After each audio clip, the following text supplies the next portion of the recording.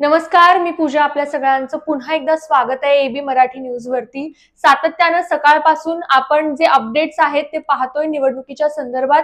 आताची सगळ्यात मोठी ब्रेकिंग बातमी जी आहे ती म्हणजे अभिजित पाटील हे माढा मतदारसंघाचे नवीन आमदार जे आहेत ते झालेले आहेत. खरं तर माढा मतदारसंघ हा उमेदवारी जाहीर होण्यापूर्वीपासूनच चर्चेत होता. इव्हन लोकसभेत सुद्धा माढा मतदारसंघाची राज्यभर चर्चा झाली. मात्र माढा मतदारसंघात राष्ट्रवादी शरद पवार गटाकडून उमेदवारी कोणाला मिळणार यावरती सुद्धा अनेक समीकरणं जी आहेत ती अवलंबून होती. मात्र अभिजित पाटील यांना राष्ट्रवादी शरद पवार गटाची उमेदवारी मिळाली, तुतारी मिळाली. त्यामुळे इथंच कुठेतरी त्यांचा विजय जो होता तो सुनिश्चित झाला होता असं मानलं जात होतं.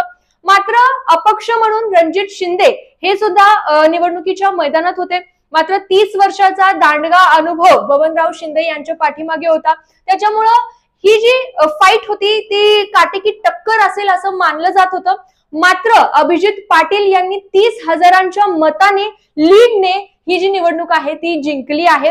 खरं तर अभिजित पाटलांच्या विजयाची कारणं याविषयी जर बोलायचं झालं तर अभिजित पाटलांच्या पाठीमागं मोहिते पाटलांचा हात होता, ते सुद्धा तितकंच महत्वाचं होतं. प्लस अभिजित पाटील हे विठ्ठल सहकारी साखर कारखान्याचे चेअरमन होते आहेत आणि त्या निमित्तानं त्यांनी ऊस दराची जी कोंडी आहे ती फक्त सोलापुरातच नाही तर राज्यभरात ऊस दराची कोंडी फोडण्याचं काम केलं. 3500 रुपये दर त्यांनी ऊसाला दिला. त्यामुळं शेतकऱ्यांमध्ये किंवा माढा मतदारसंघात जे ऊसाची शेती करतात प्रामुख्याने तिथं ऊस शेतकरी जे आहेत ते समाधानी होते. आणि तिसरा महत्वाचा फॅक्टर जो होता तो म्हणजे शरद पवारांचं वलय जे माढा मतदारसंघात होतं. खरं तर प्रचार संपण्याआधी एक दिवस आधी शरद पवार सुद्धा या मतदारसंघात आले. त्यांनी टेंभुर्णी येथे सभा घेतली आणि त्यामध्ये एकदम स्पष्टपणे त्यांनी सांगितलं की गद्दारांना मोठ्या फरकाने पाडायचं.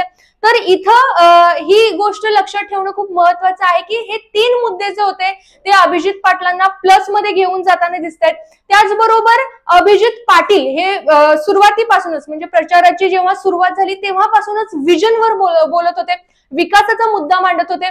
कोणतेही घराणेशाही नसलेला एक उमेदवार या रणांगणात होता, तो सुद्धा त्यांचा प्लस पॉइंट झालेला पाहायला मिळाला. मात्र रणजित शिंदे आणि अभिजित पाटील यांचं कंपॅरिझन केलं तर अभिजित पाटील विकासाच्या मुद्द्यावर आणि विजनवर बोलत असल्याने जे मतदार आहेत ते त्यांच्यापासून म्हणजे कन्व्हिन्स करण्यात कुठेतरी अभिजित पाटलांना यश आलेलं यामधून दिसून आलं.